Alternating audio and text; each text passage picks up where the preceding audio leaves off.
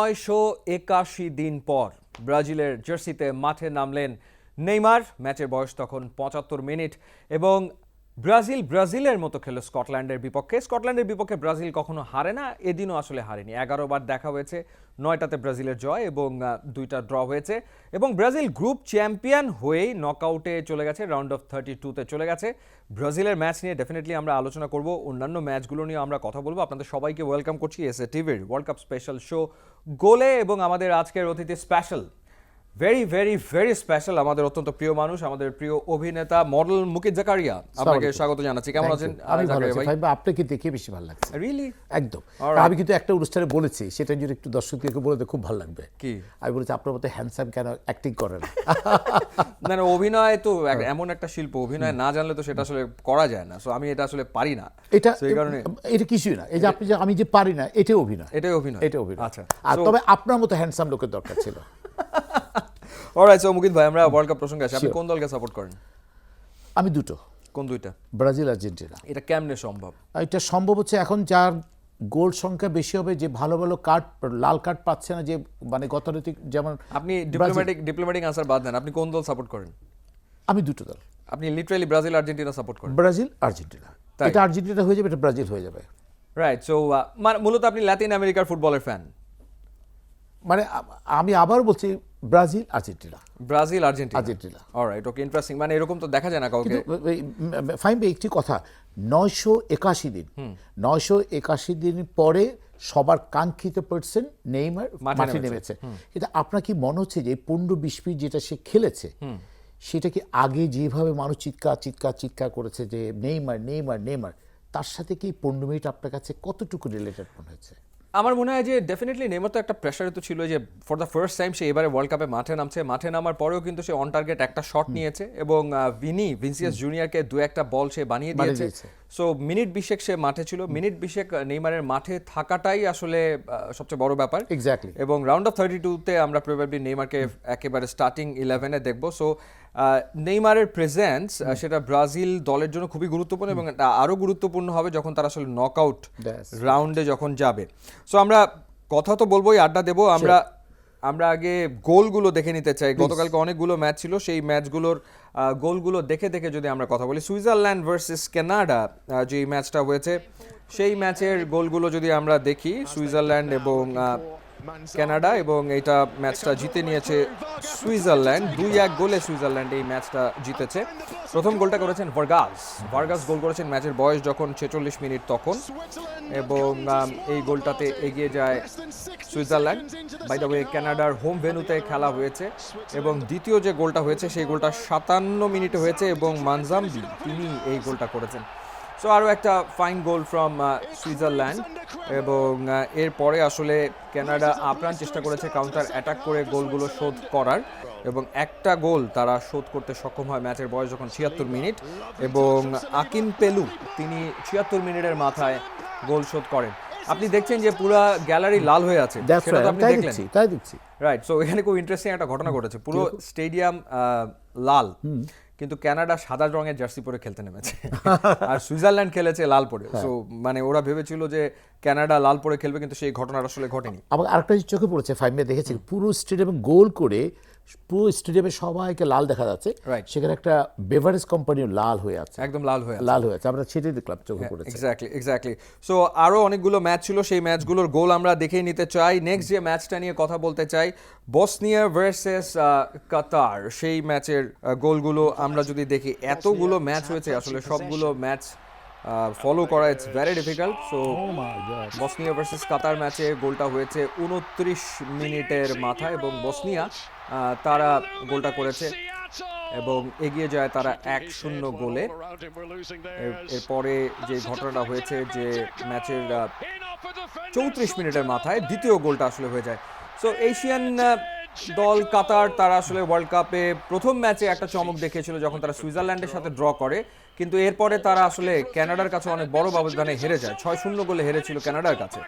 এবং 3 নম্বর ম্যাচে এসে বসনিয়া হার্জেগোভিনার এগেনস্টে তারা চেষ্টা করেছে ভালো পারফর্ম করতে এবং এই ম্যাচে ফার্স্ট হাফেই টোটাল 3টা গোল হয়ে যায় এবং কাতার তারা কিন্তু ম্যাচে ফেরার একটা তীব্র চেষ্টা আসলে করেছিল এবং পরবর্তীতে যেটা হলো সেটা হচ্ছে গোলকিপারের ভুলে আরও একটা গোল এবং বসনিয়া ম্যাচটা জিতে নেয় 3-1 গোলে। সো এবার আসলে অনেকগুলো দেশ 48 দেশ 104 ম্যাচের world cup, is it like too lengthy? আপনার কাছে কি টু লেংদি মনে হচ্ছে বা আপনার কাছে কি বোরিং লাগছে, কি মনে হচ্ছে? না, কিন্তু দর্শকের যে উত্তেজনা, স্পেশালি বাংলাদেশে বিগ স্ক্রিনে যারা খেলা দেখছে, কালকে যে খেলা ছিল ব্রাজিলের, সেটা দেখে কিন্তু আমার কাছে বোরিং মনে হচ্ছে না। এবং অসংখ্য নারী, অসংখ্য নর, অসংখ্য মানুষ। আপনি কি বেরিয়েছেন এর ভিতরে? মানে রাতের বেলা যে আর্জেন্টিনার ম্যাচ, না, ব্রাজিলের আমি ম্যাচ এখন ছিল, আপনি এখনো বেরোননি? না, এর আগের বছর যখন বেরিয়েছিলাম তখন আমার অবস্থা যা দেখেছি তাতে আমার খেলা দেখা হয়নি। না, এইবারের অবস্থা আরো আরো 1 ডিগ্রি ওপরে, মানে এবারের উত্তেজনা রাস্তাঘাটে আরো বেশি। এক্স্যাক্টলি, আমার আরো কাছে বেশি। তাই মনে হচ্ছে। এত বিগ স্ক্রিন পুরো ঢাকা শহরে রাতের বেলাতে আপনি যদি ঘোরেন গাড়ি নিয়ে, তাহলে আপনি অবাক হবেন যে আপনার মনে হবে পুরো ঢাকা শহর বেসিক্যালি রাস্তায় ওয়ার্ল্ড কাপ দেখছে। এক্স্যাক্টলি, তাই এত বিগ স্ক্রিন এবং এত মানুষ রাস্তায় থাকে ব্রাজিল আর্জেন্টিনা ম্যাচে। শুধু তারা, ও তাদের যে উত্তেজনাটা, এবং ইয়াং কিছু পিপল, স্পেশালি ইউনিভার্সিটি স্টুডেন্টস গুলা, Right. ওরা যেভাবে তাদের যে উত্তেজনা যেভাবে এক্সপ্লেইন করছে, সেটা দেখার মতো। Right, exactly. সো এবার আমরা মেক্সিকো ম্যাচের গোলগুলো দেখে নিতে চাই। মেক্সিকো তারাও মাঠে নেমেছিল এবং মেক্সিকো 3-0 গোলে হারিয়েছে চেকিয়াকে, আগের চেক রিপাবলিক। এবং ম্যাচের প্রথম গোলটা এসছে 55 মিনিটে, শাভেজ ফার্স্ট গোলটা তিনি করেছেন। মেক্সিকো হোম টিম ছিল, তাদের মাঠে খেলা। So that was a brilliant goal by Chavez. ম্যাচের 55 মিনিটে 1-0 এগিয়ে যায় মেক্সিকো। দ্বিতীয় গোলটা এসছে ম্যাচের 61 মিনিটে এবং দ্বিতীয় গোলটা করেছেন কিনিওনেস। এবং কিনিওনেস যে গোলটা করেছেন সেটাও আসলে কিছুটা চেকিয়ার ডিফেন্সের ভুল ছিল, কোনো সন্দেহ নেই। রাইট, এবং এটাকে বলে চামে দিয়ে বামে গোল করা। So এইভাবেই তিনি আসলে এই গোলটা করেছেন। রাইট। এবং একেবারে থার্ড গোলটা এসছে ম্যাচ শেষ হওয়ার মুহূর্তে এবং তখন ফার্নান্ডেস তিনি গোলটা করেছেন। That was a fine finish, in fact দারুণ শট, বাহ, একেবারে far post, top of the corner. একদম। সো মেক্সিকো তারা গ্রুপ চ্যাম্পিয়ন হয়ে চলে গেছে রাউন্ড অফ 32-তে। সো আমরা ওয়ার্ল্ড কাপ প্রসঙ্গে আসলে কথা বলছি। সো ফুটবল আপনি কখনো খেলেছেন? আপনি ফুটবল খেলেছেন? আমি ছোটবেলায় প্রচুর খেলেছি, কিন্তু বড় হওয়ার পর, মানে কতটুকু বয়সে, আমার 18 বছর নিচে, কিন্তু যখন স্কুলে পড়তাম তখন অনেকবার ফুটবল খেলেছি। তাই? স্কুল টিমের হয়ে? স্কুল টিম হয়ে একবার খেলেছি। ম্যাক্সিমাম টাইমে হচ্ছে আবার ডে শিফট আমি পড়তাম, বইটা কোনো মতে জাস্ট বারান্দায় ফেলে রেখে দৌড়, স্কুল ড্রেস পরা কিন্তু। এবং এরপর তো আসার পর কাচ্চি মার হাতে মার খেয়েছে, কারণ ড্রেস তো আমার একটা, অন্যদের মতো 10টা ছিল না। এই ড্রেস পরে কালকে হোয়াইট শার্ট আর ব্লু প্যান্ট। ছোটবেলায় এইম ইন লাইফ কখনো কি ফুটবলার হওয়ার ইচ্ছা মনে ছিল আপনার? মানে অনেকেরই ছোটবেলায় ফুটবলার হওয়ার একটা আকাঙ্ক্ষা মনে ছিল, আপনার কি সেরকম কোনো আকাঙ্ক্ষা ছিল? না, আমার আকাঙ্ক্ষা ছিল একটা, কি? বড় চাক্কার ট্রাক ড্রাইভার হবো। ট্রাক ড্রাইভার হতে চেয়েছেন আপনি? কারণ অনেকগুলো চাকা তো, তাই? অনেক বড়, এত বড় একটা গাড়ি যদি চালাতে পারতাম ছোটবেলায়, এটা খুব মনে মনে বাসনা ছিল। আর এখন যখন বিদেশে যখন যাই, অস্ট্রেলিয়া গিয়েছিলাম শুটিং করতে, যখন এই বড় চাকার ট্রাকগুলো দেখি অবাক হয়ে তাকে থেকে। মানে লরি দেখে এখন লরি চালাতে ইচ্ছা করে? এখন আর লরি চালাতে ইচ্ছা হয় না। ইচ্ছা হয় না? না। ওকে। কারণ ওই ছোটবেলায় যখন গ্রোন আপ টাইমে, তখন আমার মনে হচ্ছে যে বড় তো অনেক বড় ট্রাক, সেটাই চালাতে পারবে। এতগুলো চাকা, প্রায় 30-35টা চাকা, এটা তো মানে আনএক্সপেক্টেড আমার কাছে মনে হচ্ছে। সেরকম একটা, কারণ তখন তো গাড়িগুলো পাওয়া যেত, এটাই চল হু হু হু করে চালাতাম, এদিকে আরেকটা গাড়ির সাথে অ্যাক্সিডেন্ট করতাম, ওটাই মজা ছিল। ইন্টারেস্টিং। বেশিরভাগ ক্ষেত্রে মানুষের ছোটবেলাতে তারা হয় হচ্ছে ফিল্ম স্টার হতে চায়, অথবা তারা আসলে স্পোর্টস স্টার হতে চায়, ডাক্তার ইঞ্জিনিয়ার হতে চায়, মূলত বাপ মায়ের প্রেসারের কারণে। মানে বাপ মা শুনতে পছন্দ করে, এই কারণে বাচ্চারাও বলে যে হ্যাঁ ডাক্তার ইঞ্জিনিয়ার হতে চাই। আসলে কেউ হতে চায় বলে আমার মনে হয় না। রাইট। সো এবার আমরা আরেকটা ম্যাচের একটু হাইলাইটস দেখতে চাই। এটা একটা ম্যাচই ছিল, south Africa versus south Korea, দুই সাউথের লড়াই। এই ম্যাচে একটা মাত্র গোল হয়েছে এবং south Africa made history. South Africa ইতিহাস গড়েছে জাস্ট এই একটা গোল করে, 63 মিনিটের এই একটা গোল করে। For the very first time in their history south Africa knockout স্টেজে গেল। তারা ওয়ার্ল্ড কাপ খেলছে অনেকদিন ধরে, 2010 ওয়ার্ল্ড কাপের হোস্ট ছিল সাউথ আফ্রিকা, কিন্তু সেবারও তারা পারেনি। এবার সাউথ আফ্রিকা প্রথমবারের মতো তারা নকআউট স্টেজে গেল, রাউন্ড অফ 32-তে গেল এবং পুরো দল আসলে ম্যাচ শেষে উৎসবে মাতোয়ারা হয়ে গিয়েছিল। সো দারুণ একটা মুহূর্ত তাদের জন্য, খুবই ইমোশনাল। কোচ তো কাঁদছিল, মানে আমরা দেখলাম ম্যাচ শেষে কোচ আসলে কাঁদছিল। সো সেই ঘটনাটা আসলে ঘটেছে। সো আমরা আরো অনেক প্রসঙ্গে তো আলোচনা করবই। ব্রাজিলের ম্যাচের গোল এখনো দেখেনি, মরক্কোর ম্যাচের গোল দেখেনি, তার আগে একটা বিরতি আমাদেরকে নিতে হচ্ছে। ওয়েল, ঠিক এই মুহূর্তে আপনারা দেখছেন এসএ টিভির ওয়ার্ল্ড কাপ স্পেশাল শো গোল। এই মুহূর্তে একটা বিরতি, ফিরে আসছি একটু পর, আশা করি সাথেই থাকবেন।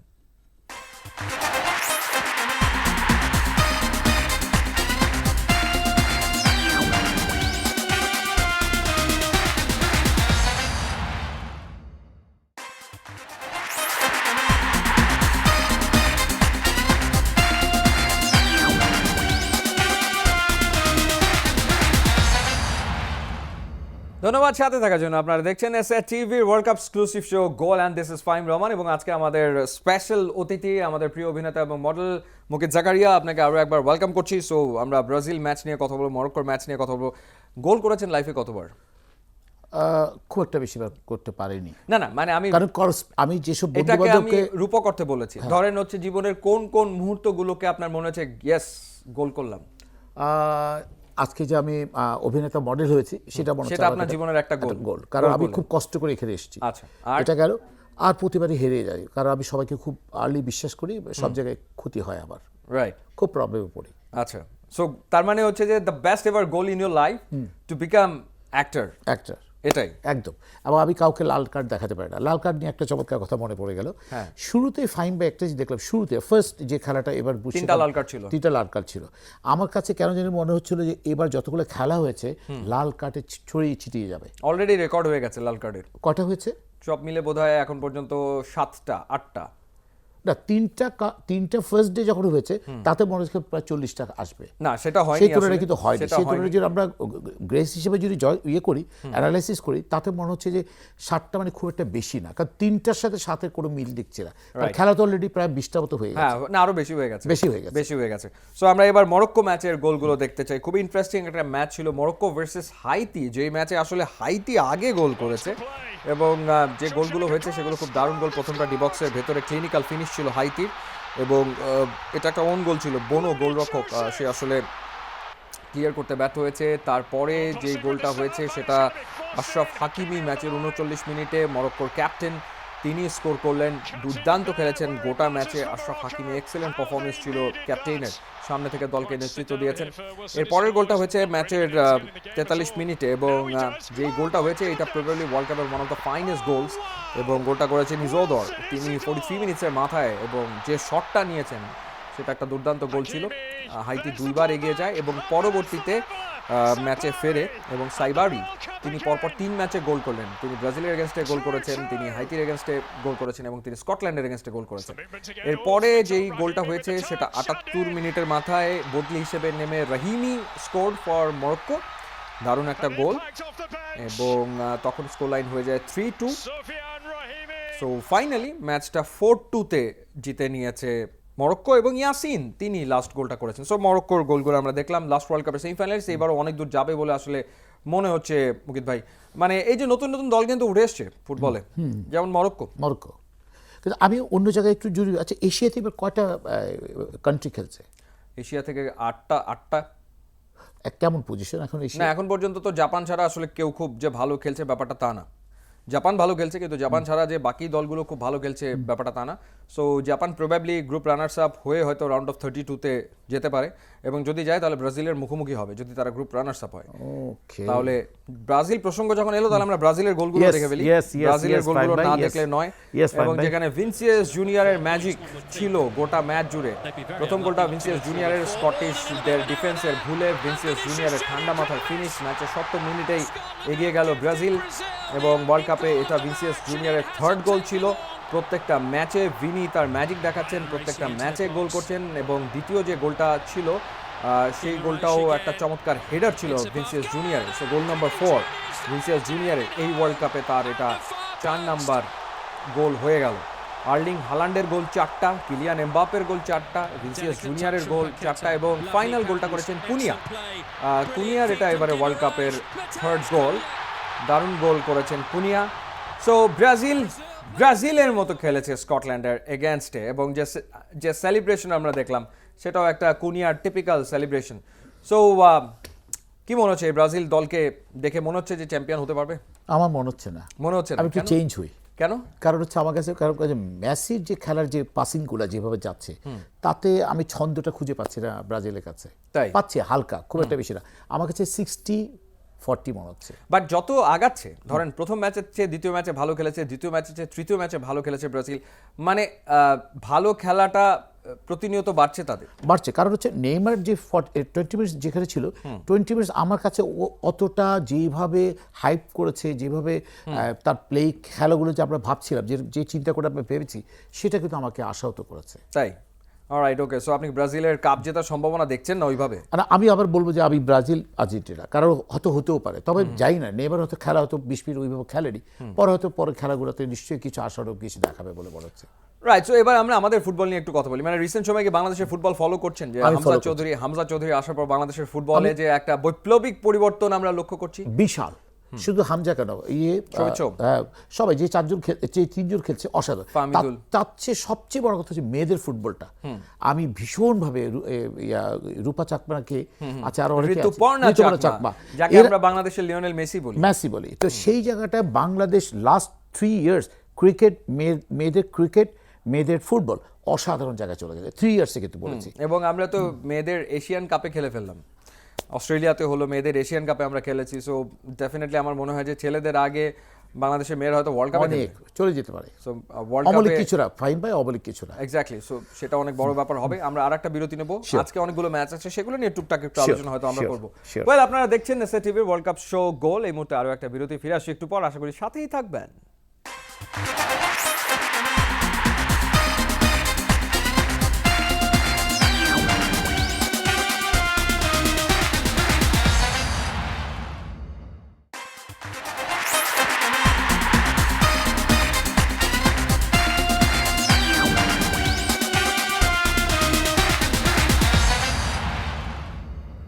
ধন্যবাদ সাথে থাকার জন্য। আপনারা দেখছেন এসএ টিভির world cup show goal, and this is Fahim Rahman, এবং আজকে আমাদের অতিথি আমাদের প্রিয় অভিনেতা মুকিত জাকারিয়া। আপনাকে আরো একবার ওয়েলকাম করছি। সো আজকে অনেকগুলো ম্যাচ আছে, সেই ম্যাচগুলো নিয়ে একটুখানি কথা বলতে চাই। ছোট ছোট দেশ এবার ওয়ার্ল্ড কাপে খুব ইন্টারেস্টিং পারফরমেন্স করছে। এর ভেতরে কিউরাসাও, তারা যেরকম একটা ম্যাচ ড্র করে ফেলেছে এগেনস্ট ইকুয়েডর। সো আজকে তারা মাঠে নামছে আইভরি কোস্টের মুখোমুখি হবে। যেরকম আমি লিটারালি কিউরাসাও নামের একটা দেশ আছে, আমি কিন্তু আমি ফার্স্ট জানতেন, আমি ফার্স্ট আপনার বুকে শুনলাম। আচ্ছা, রাইট। তো আমি আসলে জানতাম না যেরকম এই নামের একটা দেশ আসলে আছে। সো এই ওয়ার্ল্ড কাপে তারা খেলছে বলেই তাদের সম্পর্কে জানলাম। আবার বাংলাদেশ নামের একটা দেশ আছে, এটাও অনেকে জানতো না, কিন্তু ক্রিকেটের কারণে জেনে গেছে, সেই ঘটনাটা কিন্তু ঘটেছে। সো স্পোর্টস কিন্তু একটা দেশের আইডেন্টিটি তৈরি করে, একদম, এটা কিন্তু একটা ফ্যাক্ট। এবং সবচেয়ে অন্যভাবে নেবেন না প্লিজ, আমাদের স্পোর্টসের সাথে যারা ইনভলভ, বিশেষ করে ঋতুপর্ণা চাকমা, ওরা যখন কাপটা খেলে এসছে, বাড়ি যাচ্ছে, এশিয়া কাপটা খেলে যাচ্ছে, তখন কিন্তু সে নন এসি বাসে করে যাচ্ছে। এবং তারপর যে মানসিক চাপ, সেই যেখান থেকে যে 7-8টা মেয়ে, যেখান থেকে ফুটবল মেয়েগুলো যে গ্রাম থেকে এসছে, আপনি তাদের জীবনযাত্রা দেখলে অবাক হয়ে যাবে। হ্যাঁ, একেবারে গ্রাসরুট লেভেল থেকে উঠে আসা। তাদেরকে যে পেট্রোনাইজ করা, গভর্নমেন্ট তাদেরকে যে আলাদা নজরে, তারা দেশকে কোথায় যে নিয়ে যাচ্ছে, কিন্তু তাদের যে সামগ্রিক যে ব্যাপারগুলো কিচ্ছু কিন্তু দেখছে না, ওইরকম দেখছে। আমি সরি, এটা বলা দরকার বলে বলছি। না, ডেফিনেটলি আপনি একেবারে যথার্থ বলেছেন। মানে যেভাবে আসলে, কারণ ফুটবলার যারা, তারা আসলে ন্যাশনাল অ্যাসেট, এবং ন্যাশনাল অ্যাসেটদের সেভাবেই টেক কেয়ার করা উচিত তো বটেই। একদম right. So Ecuador versus Germany, এই ম্যাচটাও রাত 2টার সময়। সো জার্মানি এবার ওয়ার্ল্ড কাপে কিন্তু বেশ ভালো ফুটবল খেলছে। সো আপনি যেহেতু ব্রাজিল ফ্যান, সো নিশ্চয়ই আপনি চাইবেন যে জার্মানি জিতুক না হারুক, মানে 7-1 স্কোর লাইন, হারুক তাহলে আবার বলতে পারবো ব্রাজিল আর্জেন্টিনা। ওকে, সরি। ওকে। সো এরপরে তিউনিশিয়া এবং নেদারল্যান্ডস, তারা মুখোমুখি হচ্ছে ভোর 5টায়, এবং জাপান সুইডেন, তারাও মুখোমুখি হচ্ছে 5টায়। এই 5টার ম্যাচটা আসলে বাংলাদেশের যারা football lovers, followers and supporters, তারা সবাই দেখবে, কারণ এই গ্রুপের সাথে ব্রাজিলের খেলা। সো নেদারল্যান্ডস তিউনিশিয়ার সাথে জিতলে তারা গ্রুপ চ্যাম্পিয়ন হবে, আর জাপান যদি সুইডেনকে ড্র করে বা হারিয়ে দেয়, তাহলে Japan probably group runners up হবে। সেক্ষেত্রে ব্রাজিল এবং জাপান, তারা মুখোমুখি হবে রাউন্ড অফ 32-তে। সো এই কারণে এই গ্রুপের দিকে নজর, এবং বাই চান্স যদি নেদারল্যান্ডস স্লিপ করে, তাহলে নেদারল্যান্ডসের সাথে ব্রাজিলের দেখা হয়ে যাবে নকআউট স্টেজে, যেটা আসলে কেউ চাইছে না। সো ব্যাপারটা হচ্ছে অনেকটা এরকম। এবার আমরা যে বিষয়ে কথা বলতে চাই, সেটা হচ্ছে যে স্পোর্টসের মানে মুভি হয়, বাংলাদেশে হয় না। আচ্ছা, আপনি 17টা মুভি করেছেন, স্পোর্টস নিয়ে কোনো মুভি তো করেন না? স্পোর্টস নিয়ে করে, তবে স্পোর্টস নিয়ে প্রতি বছর এই সময় আমরা একটা ফুটবলের উপর ওয়ার্ল্ড কাপ 4 বছর পর আসে, ফুটবলের উপর নাটক করি, ড্রামা করি। নাটক হয়, হ্যাঁ নাটক, এরকম নাটক দেখেছি। হ্যাঁ, কিন্তু স্পোর্টস নিয়ে যে সিনেমা হবে, লাস্ট যে ছবিটা রুশক বানিয়েছে সাকিব খানকে একটা মিউজিক নিয়ে, সেটা খুব একটা চলছে না। এবার টাকা রকস্টার চলছে না, চলছে কিন্তু যেভাবে আপনার ফলাও করে যেভাবে মানে বলা হয়েছিল সেরকম কিন্তু আশানুরূপ কিন্তু বেচারা ব্যবসাটা করেনি বলে মনে হচ্ছে। হয়তো সামনে আরো করবে, কিন্তু যে ফোর্সে আসার কথা ছিল সেই ফোর্সটা কিন্তু নাই, অনেকটা স্লো। তা আপনি বলছেন ফুটবল নিয়ে যদি একটা হয়, না আমরা শুধু ফুটবল না, ধরেন যে কোনো স্পোর্টস নিয়ে তো মুভি হতে পারে। মানে আমরা দেখি যে সারা ওয়ার্ল্ড ওয়াইডই আসলে আপনার স্পোর্টস নিয়ে প্রচুর মুভি হয়, প্রচুর মুভি হয়। ফাইন ভাই আপনাকে রেসপেক্ট করে বলি, আমাদের দেশে আজ থেকে প্রায় 18-20 বছর আগে প্রায় 1027টার মতো হল ছিল, সেটা কমতে কমতে এখন 74 কি 75টা হল আছে। কয়টা সিনেপ্লেক্স আছে? তো এই অল্প সময়ের ভিতরে এবার ঈদে প্রায় 8টি কি 9টি ছবি রিলিজ হয়েছে। কার ভিড়ে কে পড়ে গেছে? ভালো ছবি হয়েছে, আমি যে বলছিলাম প্রত্যেকটা ছবি ভালো ছবি, অসাধারণ ছবি হচ্ছে, কিন্তু কোয়েশ্চেনটা হচ্ছে হলের সংখ্যাতে সে পরিমাণ নাই। কয়টা জায়গা থেকে আপনি টেবিল মানিয়ে নেবেন? কোন ছবিটা 9টা ছবি যদি রিলিজ হয়, 9টা ছবির ভাগ্যে কি পড়ে? 10টা করে পড়ে না। এই যে একটা কাটাকাটি, এই যে একটা রাশারাশি, এটার বরাবর লেগেই আছে। সরকার একটু আলাদা করে যদি মনোযোগ দেয় যে হলের সংখ্যা 500 বাড়াতে হবে এই 1 বছরের ভিতরে, দেখবে যে ছবিও ভালো হবে। ফুটবল নিয়ে আজকে যে ফুটবল নিয়ে আপনার মতো চমৎকার মানুষের সাথে গল্প করছি, আপনি পরবর্তী অনুষ্ঠানে 4 বছর পর বলে দাম বকিত ভাই জাগো ইজ দ্য অনলি মুভি বাংলাদেশের ইতিহাসে, আমি তো আর কোনো কিছু দেখি না। জাগো নামের একটা মুভি ছিল ফুটবলের উপর। সেই একটা মুভির কথা আপনার সাথে কথা বলতে বলতে হঠাৎ করে এটাই মাথায় এসছে যে একটাই মুভি জাগো, রাইট, আমারও মনে পড়ছে, অনেক বছর আগে। এরপরে আর দেখিনি আমি। ইনফ্যাক্ট বাংলাদেশের ক্রিকেট এত পপুলার একটা স্পোর্টস, ক্রিকেট নিয়ে কোনো মুভি নাই যেখানে মানে ক্রিকেট নিয়ে মুভি হলে সেই মুভিটা খুব ভালো চলতে পারে। আমির খান ক্রিকেট নিয়ে একটা মুভি বানিয়েছে, লাগান, 25 বছর আগের মুভি, 25 বছর হয়ে গেছে লাগান। আমি তো মুম্বাইতে একটা ফিল্মের কাজে গিয়েছিলাম, তখন এটা দেখেছিলাম। হ্যাঁ রাইট। সো এখনো মানুষ লাগান নিয়ে কথা বলে যে 25 ইয়ার্স ব্যাক মুভিটা করেছিল আমির খান, বাট ওরাও তো করেছে, মানে ওদের ওখানে স্পোর্টস নিয়ে ওরা অনেক ছবি আছে। চাক দে ইন্ডিয়া শাহরুখ খানের যেটা হকি নিয়ে হয়েছে, খুবই পপুলার মুভি ছিল শাহরুখের। ক্রিকেট নিয়ে মহেন্দ্র সিং ধোনির বায়োপিক যেটা হয়েছে এমএসডি আনটোল্ড স্টোরি, সেটা খুবই পপুলার মুভি। সো আমাদের দেশেও ক্রিকেট খুব পপুলার, বাট হয়নি। আচ্ছা, এবার যদি আমি আপনাকে ইন্ডিয়ার কথা বলি, ইন্ডিয়া যে পরিমাণ ফিল্ম নিয়ে নিয়ে ক্রিকেট নিয়ে যে সিনেমাগুলো হয়েছে, তার মূল কারণ হচ্ছে ইন্ডিয়াতে হিউজ স্টুডিও থেকে শুরু করে সব সিনেমা প্ল্যাকগুলো আছে। বাংলাদেশে আপনি 74টা দিয়ে কিভাবে আপনি আশা করব? রাইট। সো সবার আগে হচ্ছে নাম্বার অফ হল বাড়াতে, এক্স্যাক্টলি, হল করতে হবে। হলটা যখন হবে সাথে সাথে সমস্ত প্রডিউসাররা চলে আসবে, এটা একদম স্মুথ একটা ব্যাপার হয়ে যাবে। আগে ফার্স্ট হচ্ছে হল করা উচিত। সরকার যদি একটা মনোনিবেশ করে যে ঠিক আছে 500 আগামী বছর 500টা হল করো, একদম এটা রাতারাতি করার কোনো ব্যাপারে না। দেখবে যে প্রচুর বিভিন্ন বিষয়ের উপর হবে। আপনি যেটার জন্য মনক্ষুণ্ণ না, যেটার জন্য মন খারাপ আমার আপনার, সেটা হচ্ছে যে ভালো ফুটবল নিয়ে, ক্রিকেট নিয়ে, কেন ব্যাডমিন্টন নিয়ে হতে পারে, বাস্কেটবল নিয়ে হতে পারে, হাডুডু দিয়েও হতে পারে। ঋতুপর্ণা চাকমাকে নিয়ে তো মুভি হওয়া উচিত, একদম সিম্পল কথা। ঋতুপর্ণা চাকমাকে নিয়ে মুভি হওয়া উচিত, তার লাইফ নিয়ে হওয়া উচিত। এক্স্যাক্টলি। মুকিত ভাই, আপনাকে অসংখ্য ধন্যবাদ স্টুডিওতে এসে সময় দেওয়ার জন্য। Right. So sports the end of the day entertainment, এবং এন্টারটেনমেন্ট ওয়ার্ল্ড, স্পোর্টস ওয়ার্ল্ড পাশাপাশি সমান্তরালভাবেই চলে। সো আমরা তো চাই আমাদের দেশের স্পোর্টস ওয়ার্ল্ড, আমাদের দেশের স্পোর্টস এবং আমাদের দেশের এন্টারটেনমেন্ট সামনে এগিয়ে যাক, সেই প্রত্যাশায় আজকে শেষ করছি। সবাই ভালো থাকবেন, সুন্দর থাকবেন, সুস্থ থাকবেন।